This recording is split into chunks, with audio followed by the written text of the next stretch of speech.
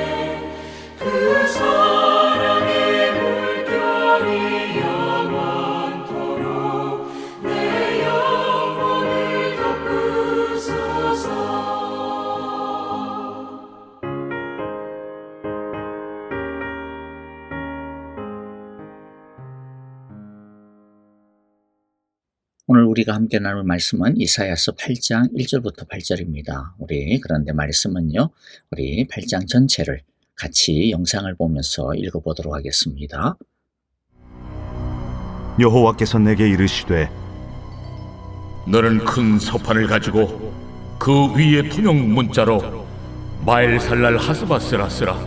내가 진실한 증인 제사장 우리아와 여베리기아의 아들 스가랴를 불러 증언하게 하리라. 내가 내 아내를 가까이 하매 그가 임신하여 아들을 낳은지라. 여호와께서 내게 이르시되 그의 이름은 마엘살랄 하스바스라 하라. 이는 이 아이가 내 아빠 내 엄마라 부를 줄을 알기 전에 다메섹의 제물과 사마리아의 노략물이 아수르 왕 앞에 옮겨질 것입니다.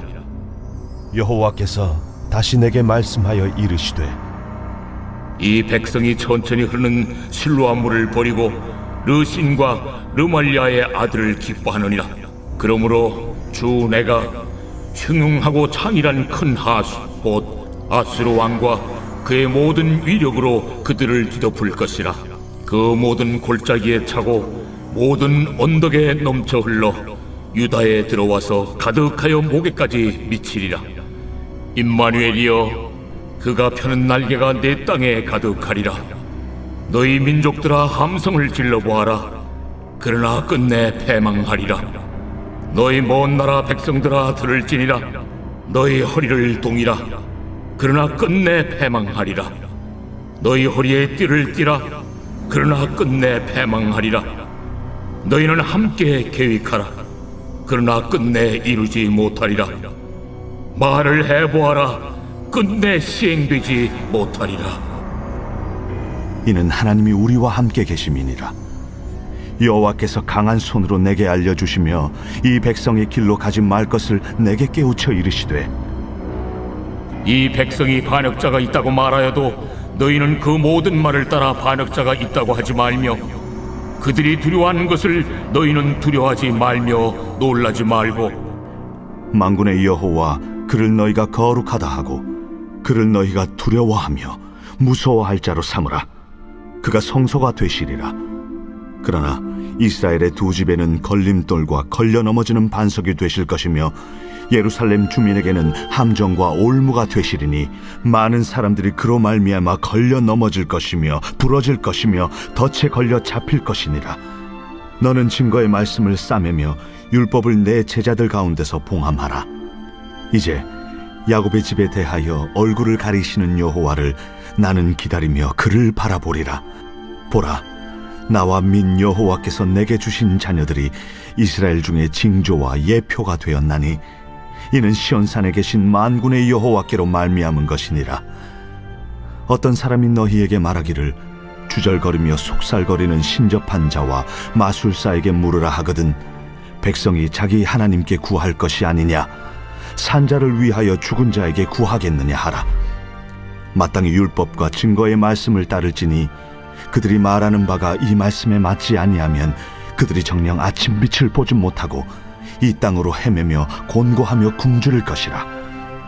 그가 굶주릴 때에 격분하여 자기의 왕과 자기의 하나님을 저주할 것이며 위를 쳐다보거나 땅을 굽어보아도 환난과 흑암과 고통의 흑암뿐이리니 그들이 심한 흑암 가운데로 쫓겨 들어가리라.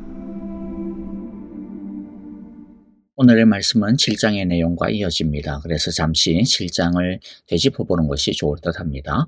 7장은 아하스 왕 시절에 아람이라고 하는 시리아와 북이스라엘 연합군이 유다를 쳐들어오는 전쟁인 시리아 에브라임 전쟁이 배경이었습니다.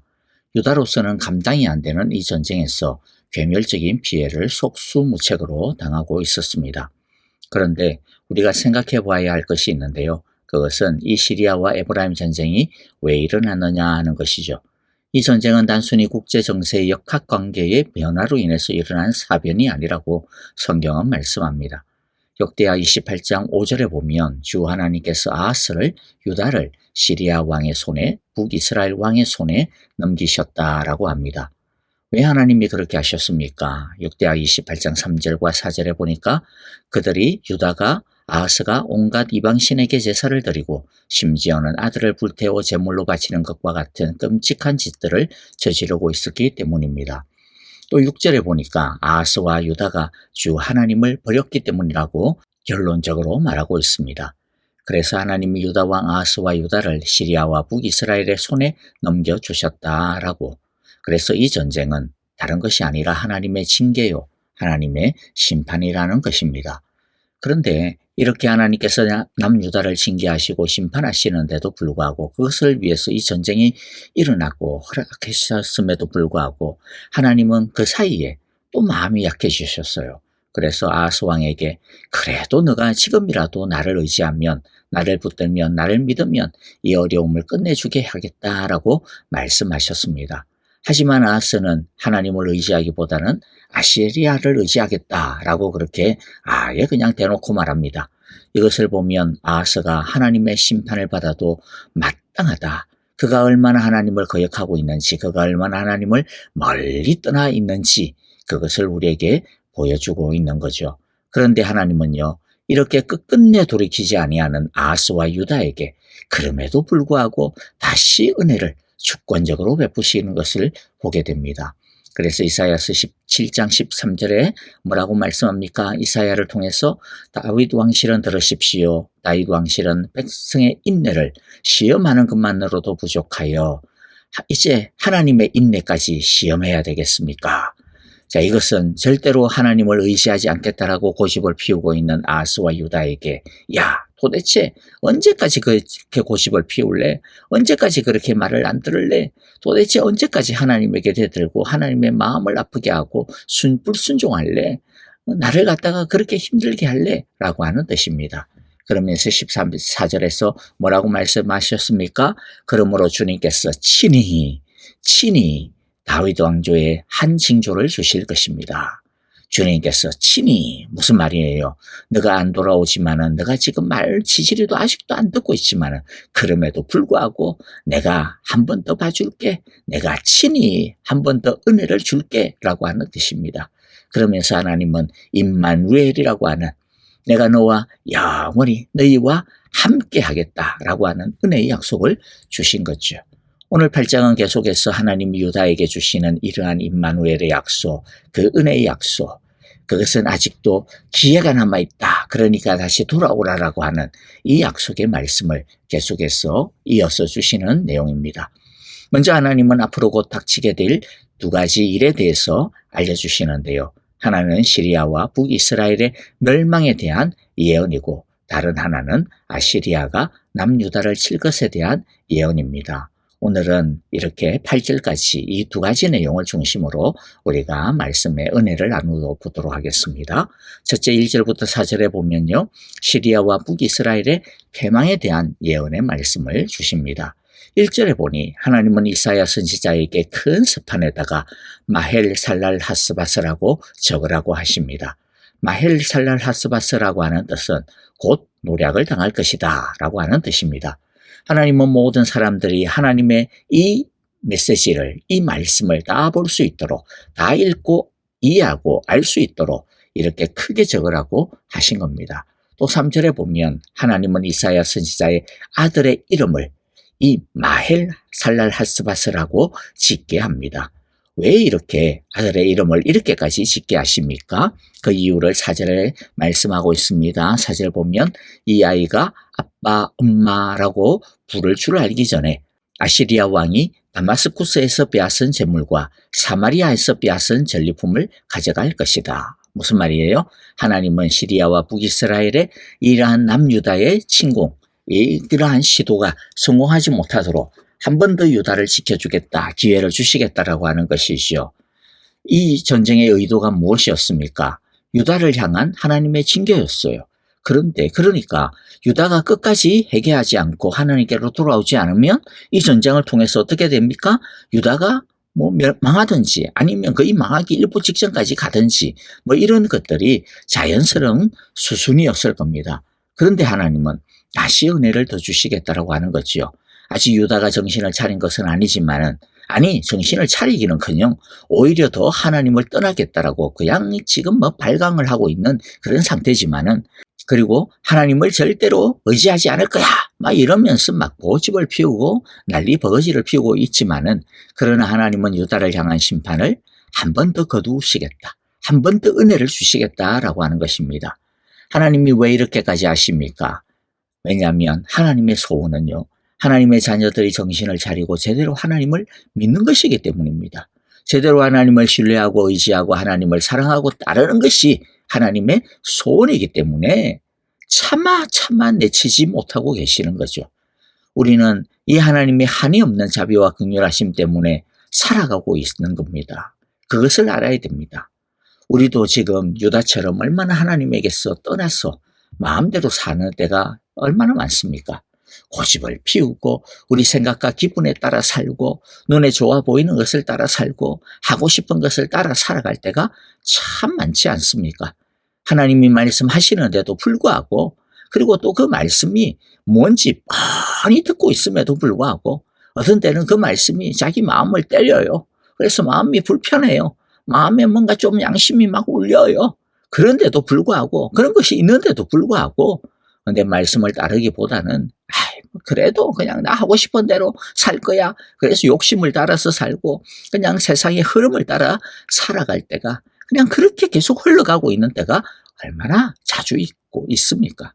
심지어는요, 요새 뭐가 좀 안 되는 것 같아. 뭐가 좀 이상해. 그러면서, 이거 진짜 하나님이 나를 요새 혼내시는 거 아니야? 하나님이 나를 혼내시는 것 같아? 그렇게 걱정하고, 그렇게 좀 뭔가 좀 이상하다. 그런 마음이 드는데도 불구하고, 하나님을 의지하기보다는, 하나님께 돌아가기보다는, 하나님의 말씀을 따르기보다는, 몰라. 그래도 나 그냥 이게 더 중요해. 그렇게 하면서 계속 하던 대로 흘러가는 때가 얼마나 들어 있습니까? 그런데도 불구하고요. 아직도 우리가 이렇게 멀쩡히 살고 있는 것은요. 하나님이 우리를 몰라서가 아닙니다. 하나님이 우리를 그냥 지금 눈 감고 있어서가 아닙니다. 하나님이 우리의 삶을 괜찮다라고 인정해 주시는 것도 절대로 아닙니다. 그저 한없는 자비와 긍휼로 다시 기회를 주시기 위해서 한번 하나님께서 눈 꾹 참고 그냥 넘어가주고 있는 것이죠. 여러분, 우리가 어떻게 살아야겠습니까? 하나님의 자비와 긍휼을, 은혜를 내 하고 싶은 대로 사는 기회로 그냥 날려버리면 안 되지 않겠습니까? 날마다 엄중한 하나님의 말씀 앞에 서서 두렵고 떨림으로 다시 하나님 앞으로 돌아와야 하지 않겠습니까? 그 하나님의 마음을 알고 돌아오라라고 기회를 주시는 그 하나님의 자비와 긍휼의 마음을 알고 하나님의 말씀을 따르고 이루는 삶을 살아야 마땅하지 않겠습니까? 여러분, 우리에게 은혜와 자비의 기회를 주시는 그 하나님 앞에 돌아가는 그 말씀 앞에 서는 우리 모두가 되어지기를 간절히 기도하고 바랍니다. 두 번째, 우리 5절부터 8절의 말씀을 보면요. 아시리아가 유다를 침공할 것에 대해 예언하십니다. 아하스 왕은 하나님을 의지하라고 하는 이사야 선지자를 통한 하나님의 말씀을 철저하게 무시했습니다. 하나님을 의지해봐야 떡이 생겨? 돈이 생겨? 이런 마음이었던 거죠. 눈에 보이지 아니하는 하나님을 믿고 의지하고 따르기보다는 고리타분해 보이는 그런 하나님의 말씀을 따르기보다는 그런 거 따라봐야 아무 도움이 되지 아니하는데 나는 아주 철저하게 현실적인 선택을 하겠다라고 하는 것이 아하스의 생각이었습니다. 그래서 아하스는 이 세상에서 제일 센 쪽에 붙겠다. 그래서 아시리아에 붙겠다라는 거죠. 아시리아를 의지하겠다라고. 그리고 세상에서 제일 세고 잘 나가는 그 나라가 믿는 신을 내가 믿겠다. 그들이 믿는 신이니까 그 신이 제일 세지 않겠어? 라고 하는 것이죠. 그래서 자신은 아시리아가 믿는 신을 믿겠다라고 선택을 합니다. 이런 아하스의 선택과 믿음은요. 이 세상 사람들이 가장 좋아하는, 선호하는 어떻게 보면 이 세상의 어떤 방식이죠. 그런데 하나님은 그런 믿음의 결과가 무엇이 될 것이라고 말씀합니까? 한마디로 말하면 믿는 도끼에 발등 지킬 거야 라는 것입니다. 6절을 먼저 보겠습니다. 6절에 보니 이 백성이 고요히 흐르는 실로아 물은 싫어하고 르신과 르말리아의 아들을 좋아하니. 실로아의 물은 당시 예루살렘 성에 흐르고 있었던 시냇물의 이름입니다. 여기서는 하나님을 뜻합니다. 고요히 흐른다는 것은 하나님의 은혜와 능력이 어떤 때는 우리 눈에 확 띄지 않는다라는 거죠. 드러나지 않고 잠잠하게 흐른다라는 것입니다. 잔잔히 흐르는 하나님의 은혜와 사랑을 은유적으로 표현한 것입니다. 우리와 함께 하시며 날마다 우리의 목마름을 채우시는 하나님의 은혜와 말씀의 능력을 보여주는 것입니다. 그리고 또 르신과 르말리아의 아들을 좋아한다라고 그렇게 말하고 있는데, 이 뜻은요, 르신은 당시 유다를 쳐들어온 시리아 왕의 이름이고요, 르말리아는 북이스라엘 왕 베가의 아들 이름입니다. 이 뜻은 시리아와 북이스라엘을 유다가 좋아한다 그런 뜻이 아니고요, 아시리아에 의해 시리아와 북이스라엘이 패배를 당하고 망하게 되는 그러한 꼴을 보면서 좋아한다라고 하는 뜻입니다. 그들이 그런데 진짜 기뻐해야 하는 것은 뭡니까? 하나님이죠. 그런데 그들은 하나님을 기뻐하는 것이 아니라 그저 자신들의 당면한 어려움과 문제들이 해결된 그것만을 지금 기뻐한다라는 겁니다. 즉, 내 문제가 해결이 될 수만 있다면, 나를 기쁘게 해줄 수만 있다면, 그게 뭐 하나님이든 뭐든 상관없다라는 것이죠. 나를 도와주고 나를 잘 나가게 해주고 나를 성공시켜주는 것이라고 한다면 바로 그게 나의 하나님이야 라고 하는 그러한 정신을 말하고 있는 것입니다. 유다는 그러니까 철저하게 무엇을 기뻐하고 무엇을 추구하며 살고 있다라는 겁니까? 자기에게 유익한 것만을 추구하며 그것을 따라가고 있다라고 하는 것을 지적하고 있는 말씀인 거죠. 그리고 7절과 8절 앞부분에 이렇게 말씀합니다. 나 주가 저 세차게 넘쳐 흐르는 유프라테스 강물 곧 아시리아 왕과 그의 모든 위력을 이 백성 위에 뒤덮이게 하겠다. 그때에 그 물이 온 셋강을 뒤덮고 둑마다 넘쳐서 유다로 밀려들고 소용돌이 치면서 흘러 유다를 휩쓸고 유다의 목에까지 찰 것이다. 무슨 뜻입니까? 유다는 조용하게 흐르는 잔잔한 하나님의 은혜와 사랑, 그런 것이 싫었죠. 그래서 뭘 좋아했습니까? 세차게 넘쳐 흐르는 유프라테스 강물을, 이걸 좋아했어요. 이처럼 내 삶의 문제를 한 번에 그냥 싹 쓸어버리고 해결해 줄 수 있는 그런 힘을 좋아했다라는 겁니다. 그런 힘만을 추구했다라는 겁니다. 매일매일 하나님의 말씀으로 살아가야 된다. 성령의 샘물로 죽여야 된다. 그런 말씀은 무슨 뭐 뜬구름 잡는 소리도 아니고, 중요한 것은 지금 뭔가 내가 성과를 내는 것, 지금 뭔가 내 눈에 보이는 뭐 확 뒤집어지는 그런 힘, 그런 게 있어야 되는데 뭐 하나님 말씀 그런 것도 없는데, 지금 저 아시리아를 보니까 얼마나 지금 세냐. 나 우리 아시리아를 추구하겠어. 아시리아를 의지하겠어라고 했다라는 것이죠. 그런데 무엇이라고 말씀합니까? 너희들이 믿고 있던 그 유프라테스 강물, 즉 아시리아가 홍수가 되어 이제는 너희를 덮칠 것이라는 겁니다. 홍수가 휩쓸면 어떻게 됩니까? 땅이 완전히 망가지죠. 폐허가 됩니다. 그것처럼 유다가 그렇게 믿고 또 따르고 본받고 싶었던 믿는 도끼인 아시리아에 의해 유다가 황폐하게 될 것이라고 예언을 하고 있습니다. 그런데 목까지 차요. 그 말은 무슨 말입니까? 아시리아에 의해 가지고 망하지는 않을 거야 라는 말씀입니다. 자, 이 말씀처럼요, 이사야의 아이가 채 크기도 전에 시리아와 북이스라엘은 아시리아에 의해 멸망을 당합니다. 또 아시리아는 시리아와 북이스라엘을 패망시키므로 남유다에게 도움이 되는 듯 했지만은, 그러나 남유다도 엄청 괴롭힙니다. 그리고 계속해서 남유다는요, 아시리아의 간섭과 영향력 아래 시달리고 이후에 두 차례나 더 남유다를 유린하게 됩니다. 여러분, 우리가 여기서 깊이 생각해야 될 것이 무엇일까요? 오늘 말씀을 마무리하면서 우리가 생각해 볼 것은요, 하나는 우리가 진짜 기뻐해야 하는 것이 무엇이냐라는 겁니다. 나는 무엇을 바라고 있으며 무엇으로 기뻐하고 있느냐 하는 것입니다. 유다는 시리아와 북이스라엘이 망하는 것만을 기뻐했습니다. 즉, 문제가 해결되는 것만을 기뻐했다라는 거죠. 그러나 진짜 기뻐해야 되는 것은요, 하나님을 기뻐해야 합니다. 떡만 좋아하고 떡만 얻는 것에 마음이 팔리면 안 됩니다. 하나님이 주시는 떡이 있으면 기뻐하고 떡이 없으면 하나님을 쌩까고 하나님 싫다 이러고 그러면 안 됩니다. 우리는 하나님이 주시는 떡이 있든 없든 떡을 주시는 하나님을 기뻐해야 할 것입니다. 하나님을 기뻐하고 하나님을 의지하면 하나님께서 알아서 우리가 가장 좋은 때에 가장 좋은 방법으로 가장 선한 목적을 이루도록 가장 좋은 떡을, 응답을 우리에게 반드시 주신다라는 것을 우리가 믿기를 바랍니다. 두 번째 우리가 생각할 것은 유프라테스 강물처럼 뭔가 삐까뻔쩍하고 요란하고 뭔가 뒤집어 버릴 것 같은 그런 그 모습에 휘둘리면 안 된다라는 겁니다. 시냇물처럼 별로 대단해 보이지 않을지 몰라도 하나님의 말씀의 물을 좋아하고 가까이 해야 합니다. 하나님의 은혜를 가까이 해야 합니다. 하나님의 사랑을 가까이 해야 됩니다. 하나님의 성령의 그 잔잔한 그 위로를 가까이 해야 됩니다. 이 세상은 화려해 보이고 좋아 보입니다마는 그러나 세상의 물에 휩쓸리면 세상과 함께 떠내려가게 된다는 것을 우리가 잊지 말아야 됩니다.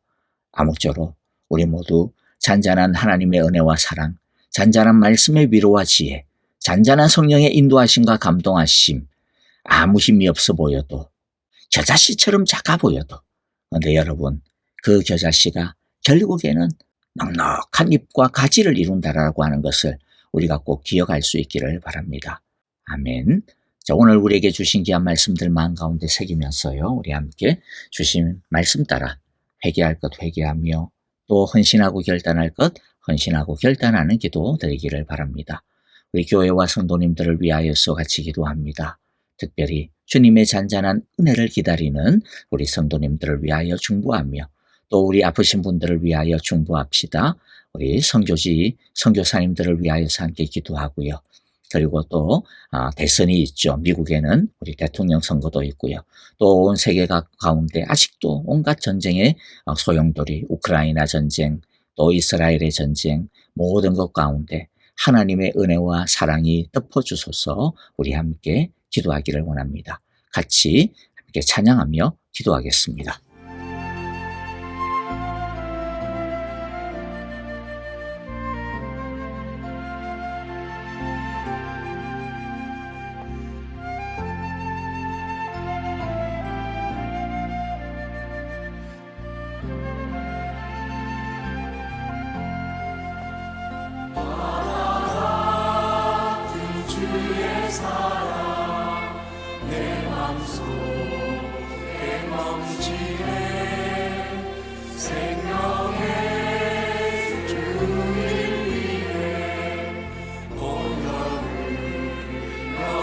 주셨네.